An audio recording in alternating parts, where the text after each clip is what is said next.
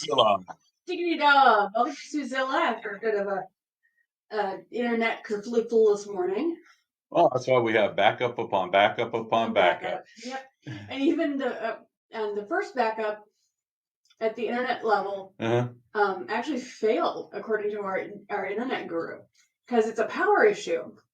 And I'm Susie. That's Matt. This is Suzilla, and it's supposed to have a redundancy. So if power fails here, it kicks in over there, and that something went wrong there. So that's being researched as well. Oh, good. Yeah. Because that was one of the things he talked about was having a battery backup. Well, it's not just a battery backup, but we'll figure it out. It's just a matter of using our redundancies. Yes, and we're going to get a little nerdy today. Are we now? Well, yeah, you mentioned that you wanted to talk about hobbies. How is that nerdly?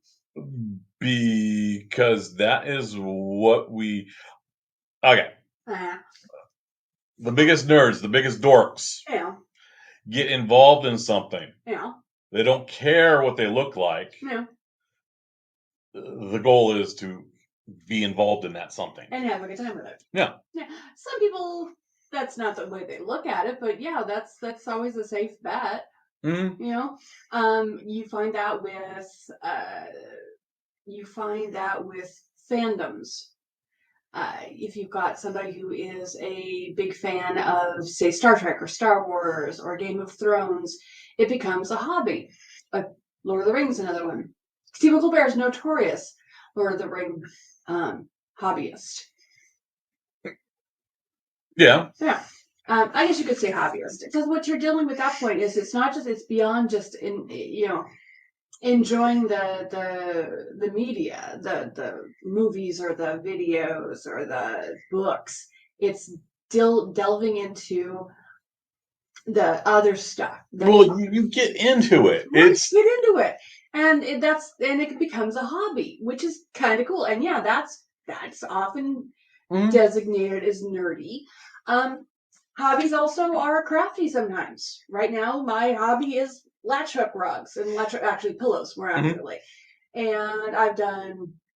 I'm on my 7th project. I have made 4 pillows and 2 rugs prior to this, and I have branched out into a specialty piece. I got a little creative. I said, hey, I know I've been doing this. I'm just not looking at the pattern on the canvas. I'm doing it by the block. It's like, well, why can't I just do a custom piece? So I did a little Googling and created a custom piece I'm working on. So you went into the next level. I went to the next level. I guess that could be considered a little bit nerdy. That is, because you're not taking stuff off the shelf. You're actually having stuff created for you. Yeah. You had something created for you. Well, dear. Yes. I cannot take credit for the creation of this, but I am taking credit for putting the pieces together to make something. And so I got a blank canvas, I've got a little chart, I've got my little yarns I special ordered, and I'm hooking away. I'm gonna have a nice fat pillow when I'm done. Yeah, since we're kind of getting into county fair season. True. It is getting to be that season again. And it's really, my mom, when she retired, got into canning. And big time like blue ribbon type stuff. Oh yeah, she has some amazing pieces. And yes, you can do the county fairs and show with your fellow nerds your products. And one of the things, our local Douglas County, and I'm going to plug them, our Douglas County Fair didn't have a lot of entries in adults raising animals. Okay. So they had like categories. If you had, your chicken and you showed up with a chicken, you could get a blue ribbon, which is kind of delightfully. Is that just this year? This last couple of years? Last couple of years, yeah. Because they were getting the 4-H kids, of course. They were getting the kids, but they weren't getting the adults entering because the adults didn't know about it. So they were bringing in like their pet chickens or their pet cows or their. Well, especially these days where we had a lot of people start to raise chickens. Yeah, because it was a hobby of value. because you got eggs out of it. You got eggs out of it. It's The a thing is, it's when you're raising chickens mm-hmm, as a little hobby farm. mm-hmm. Yeah, there's no money to be made there. Nope, Nope. nope. Oh, But that's one you of got those. pets who give you benefits. Pets with benefits. Ah, Ah, and that's really important because that's kind of where my family resides in the whole hobby section is that functional hobby. It's like, okay, yeah, what do? You raise gardens, you fish, you hunt, you can. yeah, it's yeah, it's really it's kind of a survival based. yeah, yeah. But now that your family's not in a survival based situation because they were all Dust Bowl, depression, migrant worker type kind of guys and gals that became that. Some were, And then, some weren't. and yes, and Mm-hmm. then as the generations moved on, those Mm-hmm. survival skills became hobbies, and now they're you, for example, you enjoy fishing, Yeah. you enjoy camping, you don't hunt. Um, I don't know if you could consider. Do you? What is your hobby right now, my darling, other than shopping? Right now, clearly, I do not have a hobby. Yeah, I was thinking, it's like you don't have a hobby. It's one of those things I've been one of my I guess the biggest nerd for me right now is business. Yeah, yeah, you kind of you've kind of it's almost become an avocation as well as your vocation. The digging into the below the surface of it. Well, yeah, I've been working on understanding on how different things function Mm-hmm. and what they what's going to occur. I'm looking kind of at the almost the macro levels of trends. Okay. For instance, the other day I ran across there is an increased death rates Mm-hmm. in kids over previous generations. Okay. And they can't. And there's a couple doctor associations that piped up about this, except it dwarfs the one that the millennials are going through, the young adults. Mm-hmm. You start to look at the trend lines. It's like, wow, that's really significant. Well, is it a vaccination thing? Do they think? Is it a viral Some thing? of Is it's it is suicide? it's one of those things. It's Okay. hard to say. They're still working on it. This is the cause. This is the effect. They're still working on it. It's but it's one of those things that the effects will be felt Uh-huh. because you're going to run out of People. consumers. Well, You'll not you'll just consumers, you'll but you'll have a reduction in consumers. yeah. You will have a reduction in taxpayers. Mm-hmm. If Just a you general reduction of population. if you are purchasing life insurance, it'll cost more. Because the pool's different. Well, no, because you have an increased death rate. There you go. Oh yeah, I didn't think about that. So what your hobby is analysis. I guess it's one of those things. It's like, but it's not all horrible stuff. It's, for example, discovery that Taco Bell is leaning heavily into Baja Blast Yeah, because it's jumping on the soda trend, which is able to spike their revenues because where other soda's restaurants are not. right. Soda is probably your best profit maker. It's inexpensive. Your cost is actually your cups. And if you can bring that cost down and you can upcharge the soda, you can do a pretty good, you can actually got a good margin on that and offset some of the cost of the food that's because the price of ground And beef, for example, is going up. most importantly, the consumers can afford it. Exactly. And it's they afford it and it's a treat. Mm-hmm. And it's a sweet treat that isn't outrageously expensive. And that's kind of big because for an example, were looking at the adult Happy Meals Yes. and scoffing at those. I get them. I just don't like them. I mean, I understand the concept behind it. It's touching the nostalgia. It's touching touching the financial, because they're theoretically a reduced price. Well, yeah, they're manipulating the meals to lower, and then they've got the value out of a toy. Mm-hmm. So yeah, I'm one of those ones I really think nostalgia is a BS pitch. I really do at this point because it's just like, okay, you're queuing up on nostalgia. I think the nostalgia's always been a thing.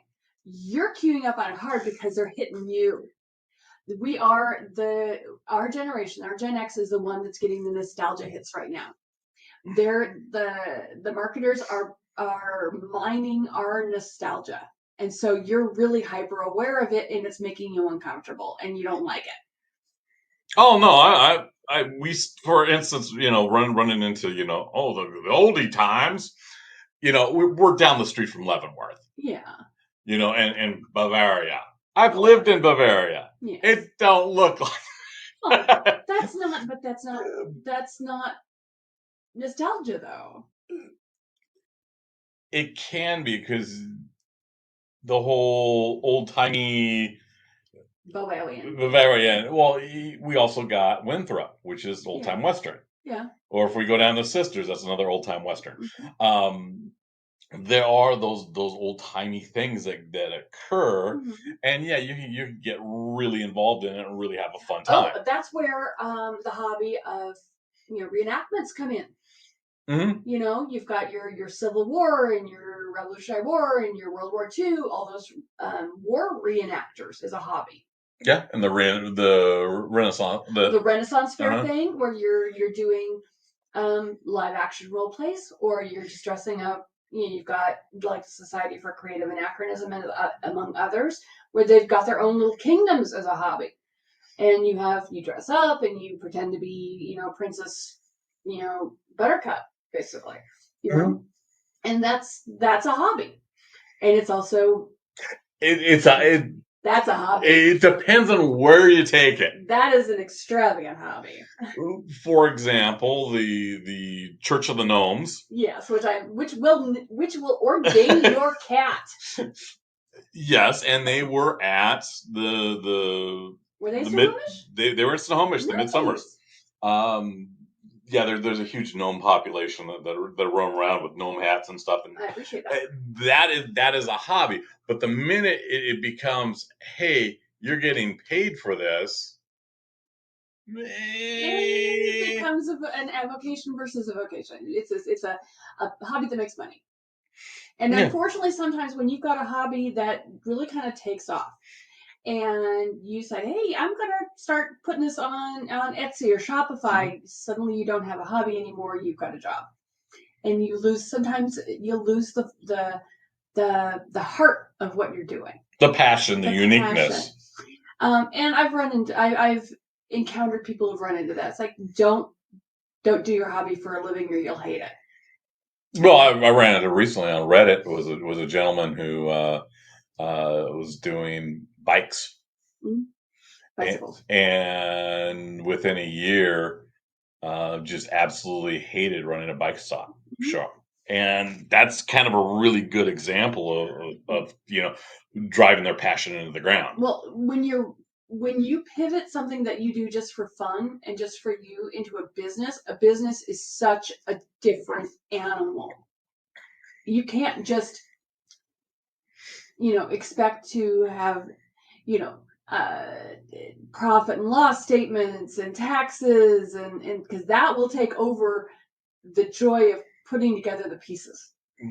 Well, I think that's kind of the importance of having those experts around you, so that you don't get bogged down with the mundane. Unfortunately, when you've got a tiny little startup, you can't afford those experts. It's hard to hire a CPA if you can't afford them. Well, it's not the hiring of the CPA. It's the taking the QuickBooks thing and having a CPA look over and do the filings And right. even that can be too expensive. And at the same time, it's incredibly important in Washington State because of the complexity of the sales laws. That's right. We have some very sticky sales laws. But that's why you need to be aware if you're going to take your passion, you're going to take your hobby and you're going to build it into a business, be prepared to do the business side of it. And you might not even be hands-on on your passion anymore. You might have to, say, okay, here, Joan, I hire you. You go, knit my pillows for me. Well, that was one of the things that came up in Washington State's last session where they increased some taxes. They have applied sales tax to performers. Oh. They've never done that before. They've never done that before. How do they collect that? It's billable, so it's one of those things. So, like, if you're a juggler and you're performing a birthday party and you normally charge $50, now you have to charge $50 plus tax. Yeah, and then you have to give the plus tax to the government. That's kind of sucky, but I get it. Yeah, it's what the government had to do to keep functioning. And at the same time, if you're just all focused on, hey, cool, I got this gig to juggle for $50, well, the state also wants their cut. Yeah, state always wants their way, and that's going to be that will always be a sore spot with people, because although taxes are important, people don't like to pay them. They don't. People don't like to pay their taxes in that manner because it's so obvious.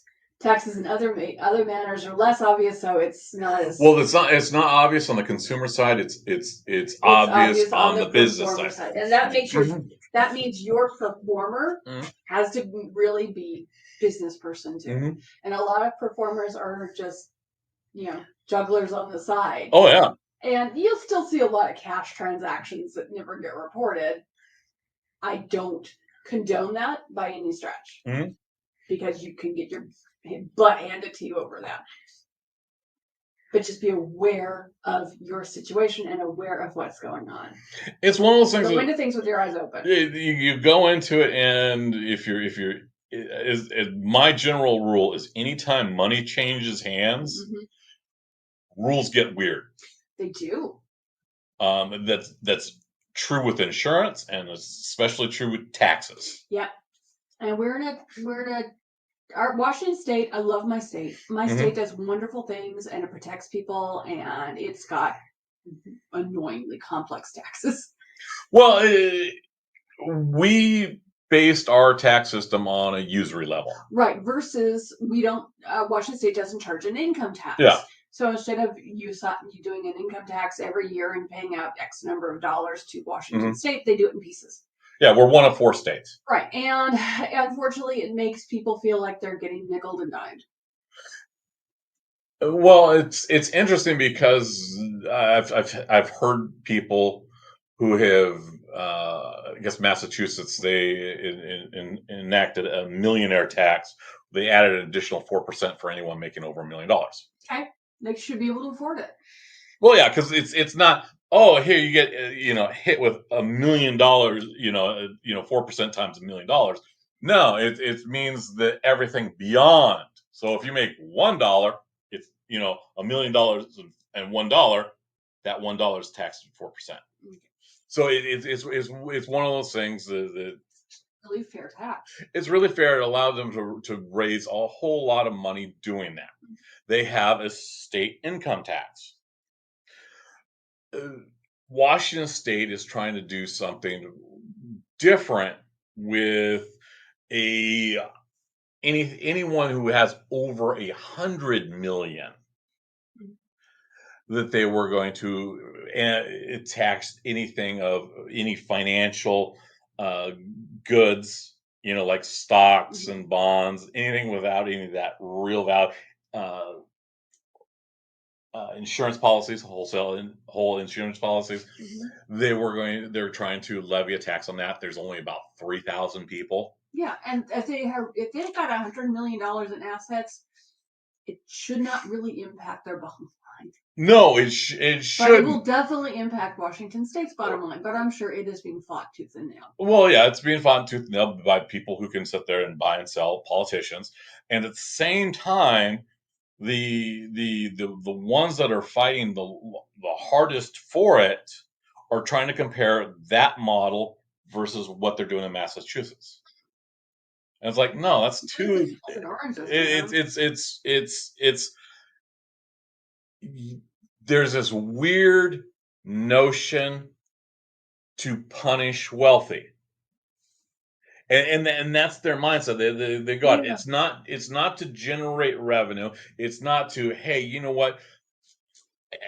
Everyone benefited out. We need to keep that idea of everyone benefiting on it.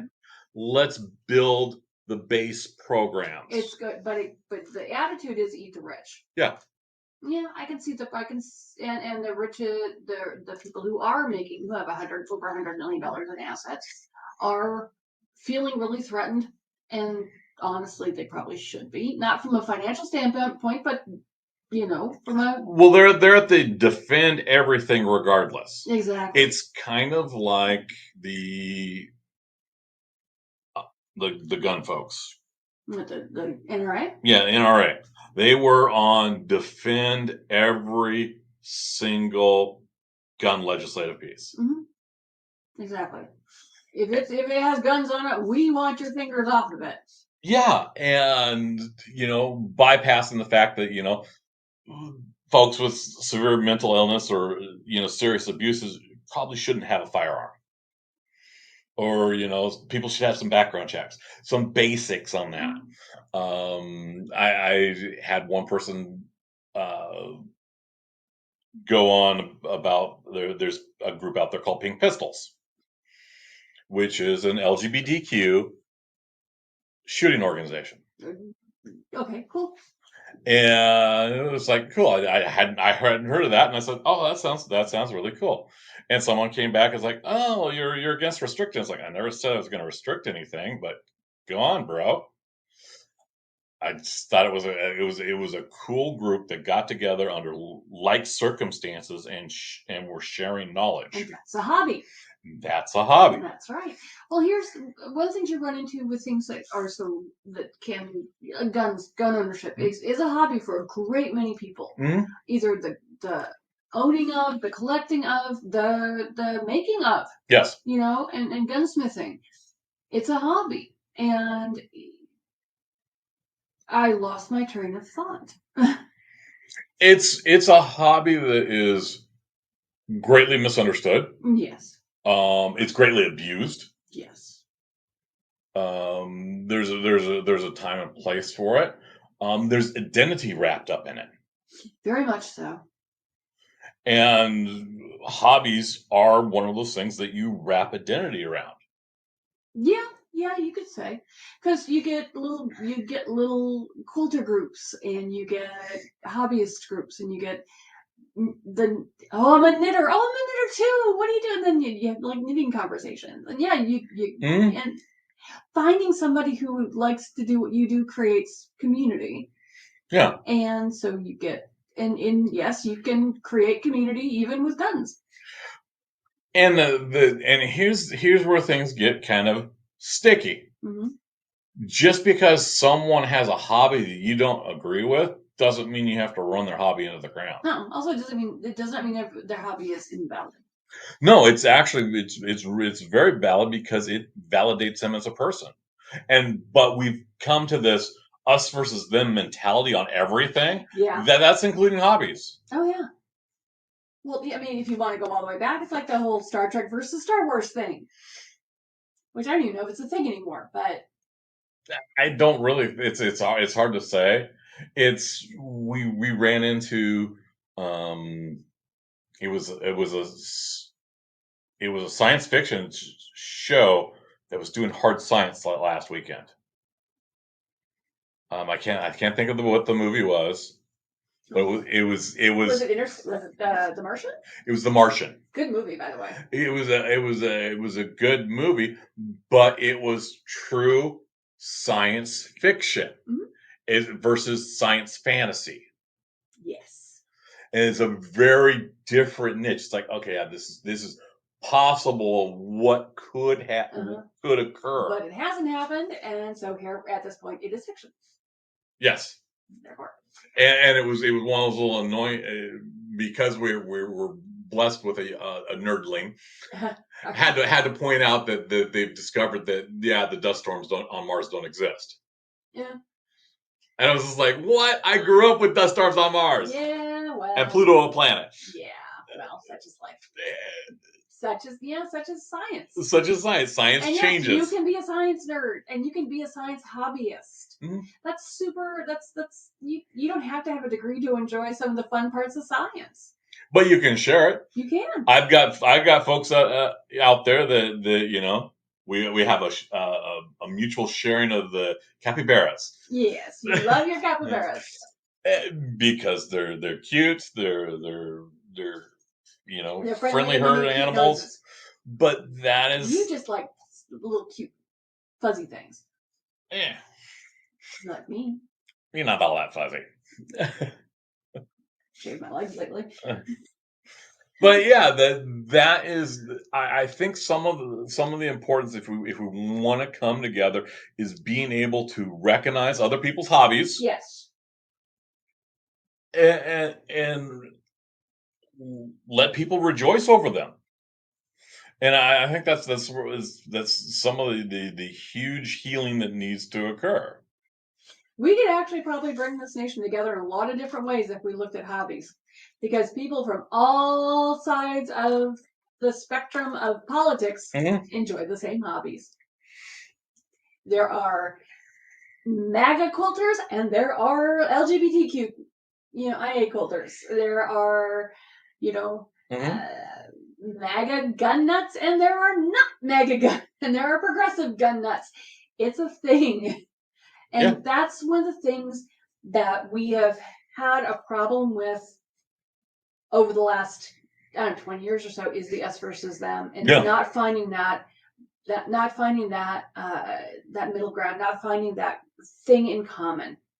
And those commonalities if we can explore those commonalities and support those commonalities without bringing in and just work on that, it can help bring people together in a way that is enriching.